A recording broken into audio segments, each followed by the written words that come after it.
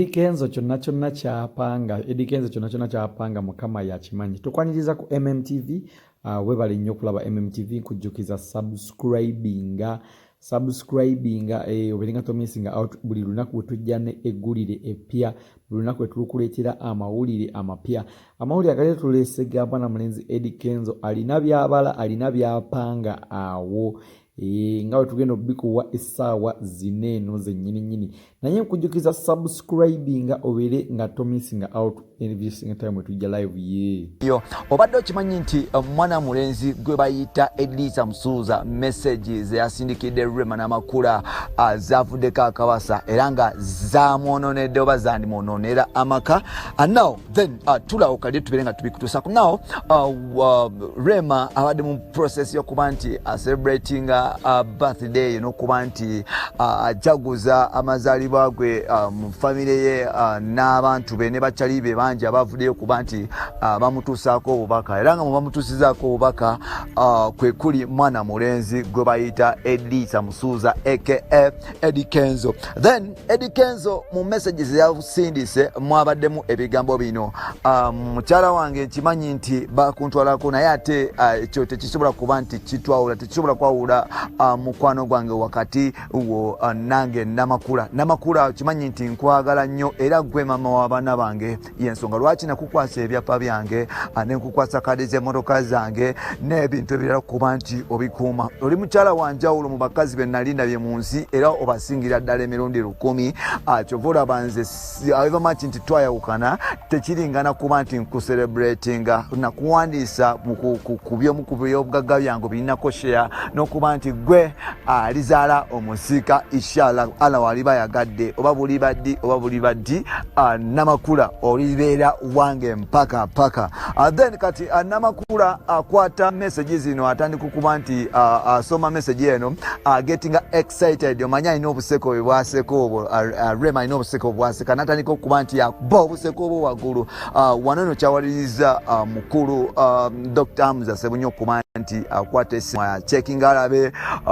kimakinga mukyala we happy n'okuba nti akubenduleza waggulu ennyo ayagenza okulaba nti musanji we Elisa Musuuza gwe yanyakago omukazi yasindisa obubaka nga ate omukyala ali very happy nnyo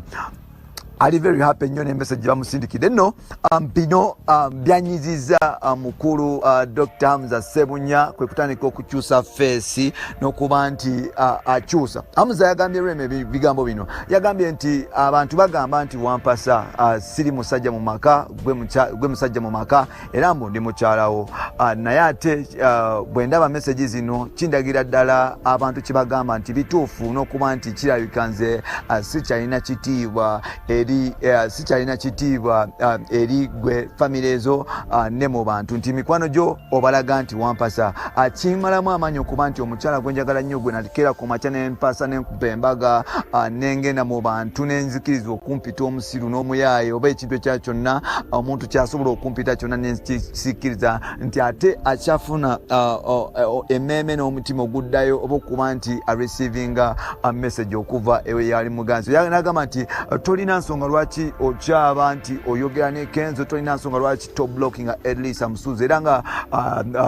Hamza Sebunya yavuddeyo n'atandika okulagirira oba like he commanded Rema n'amakula to block mwana mulenzi gwe bayita Elisa Musuuza. I don't know whether Rema ali willing okukola ekintu kino because like okublockinga Elisa Musuuza oba ogaddewo bridge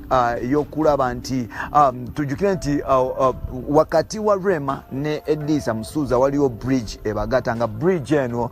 ye Amal Musuuza omwana gwe bazaala. That means nti tosobola ku blockinga tata wa mwana wo because nti like omuntu tata wa mwana wo ajja kwagala okuba nti ayogera n'omwana we naye nga ate omublockinze so like nolwekyo nze ndaba wano wagenda kubeerawo obuzibu bw'amaanyi ne decision nene nnyo like ejja kubeera hard okuba nti osalawo because like Rema like Hamza Sebunya tali satisfied na mukyala agamba nti like tali contented na bubaka buva eyali olwa muganzi oba eyali wa Rema n'amakula that is Eddie Kenzo. simanyi gwe kikyo kyogerako kino